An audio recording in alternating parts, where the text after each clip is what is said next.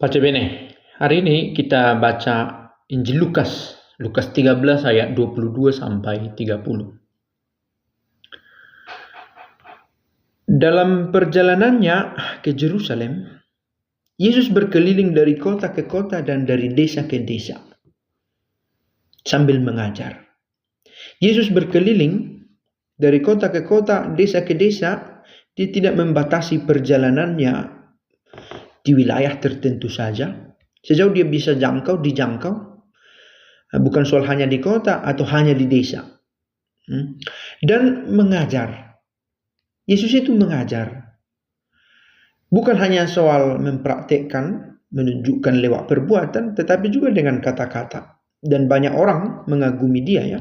Bahkan sejak usia muda, Yesus sudah menunjukkan kemampuan berbicaranya. Kita ingat itu. Ketika Yesus berada di tengah tua-tua, sampai Maria dan Joseph mencari-cari dia, di mana Yesus ini kok tidak ikut pulang bersama dengan kita. Rupanya ditemui sudah berbicara bersama dengan para tua-tua. Mengajar. Maka bertanyalah orang kepadanya, Tuhan, sedikit sajakah orang yang diselamatkan? Jawab Yesus kepada orang-orang di situ, berusahalah masuk melalui pintu yang sempit itu. Pertama, pertanyaan siapa yang selamat? Ternyata itu bukan pertanyaan baru ya. Siapa? Bagaimana bisa selamat?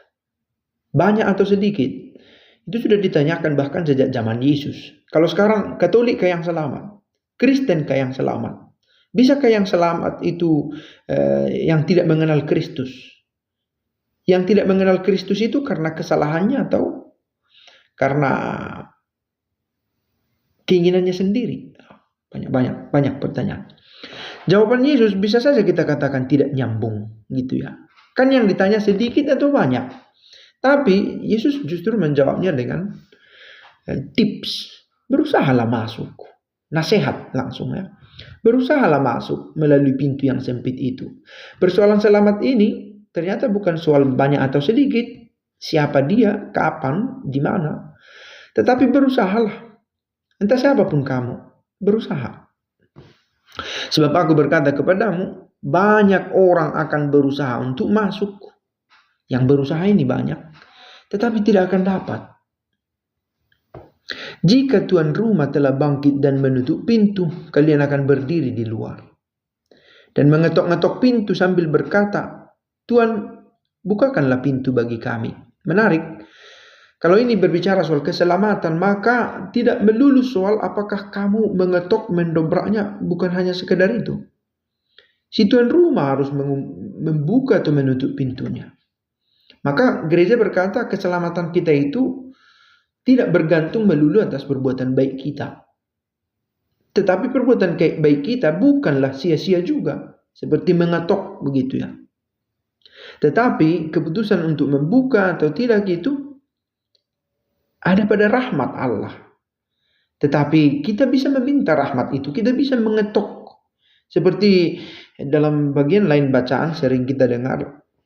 Yang meminta bertubi-tubi. Yang terus meminta. Seperti hakim yang selalu diminta tolong. Seperti Yesus yang selalu yang diminta kehadirannya untuk memberikan mukjizat. Tuhan, bukakanlah pintu bagi kami. Coba permintaannya. Tetapi dia akan berkata, aku tidak tahu dari mana kalian datang. Maka kalian akan berkata, kami telah makan dan minum di hadapanmu. Dan engkau telah mengajar di jalan-jalan kota kami. Tetapi ia akan berkata, aku tidak tahu dari mana kalian datang. Enyahlah dari hadapanku, hai kalian semua yang melakukan kejahatan. Mengapa dipakai di sini kata tidak tahu? Apakah ada yang Allah tidak tahu? Gitu ya. Bukan. Tetapi ketidaktahuan ini soal bahwa kamu menjauh dariku, menutup diri, mengambil jarak dariku. Yesus tahu sebenarnya bahwa kalian melakukan kejahatan. Tahu kalau begitu. Tetapi ketidaktahuan dimaksud ini adalah bahwa ada tembok, ada yang membatasi antara si orang yang sedang mencari keselamatan itu dengan Allah sendiri. Karena perbuatan kejahatan, karena mengambil jarak, karena menjauh. Di sanalah akan terdapat ratap dan kertak gigi. Sering sekali dipakai istilah ini untuk menggambarkan keadaan tak menyenangkan, tak menyamankan. Di sanalah akan terdapat ratap dan kertak gigi apabila kalian melihat Abraham dan Ishak dan Yakub dan semua nabi ada di dalam kerajaan Allah. Tetapi kalian sendiri dicampakkan keluar.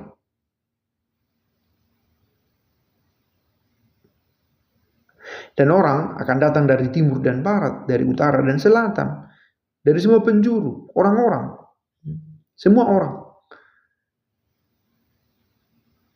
Dari berbagai wilayah itu yang memang bagian dari kerajaan Allah yang dimaksudkan itu. Dan mereka akan duduk makan di dalam kerajaan Allah. Ingatlah, ada orang terakhir yang akan menjadi terdahulu. Dan orang terdahulu yang akan menjadi yang terakhir. Satu ajakan untuk melihat kemungkinan ada dalam kerajaan Allah itu bukan terikat dari dimensi ruang tadi. Entah utara, entah selatan, entah barat, entah timur. Entah dia duluan, entah dia yang terakhir. Entah sedikit atau banyak, itu bukan soal hitung-hitungan logis yang kita pakai. Tetapi berusahalah. Satu ajakan dari Kristus sendiri tentang mengikuti Dia, tentang perjuangan untuk berbuat baik bersama dengan Dia. Semoga iman kita diteguhkan, kita diingatkan untuk mengikuti Kristus dalam perjalanan hidup kita. Ciao.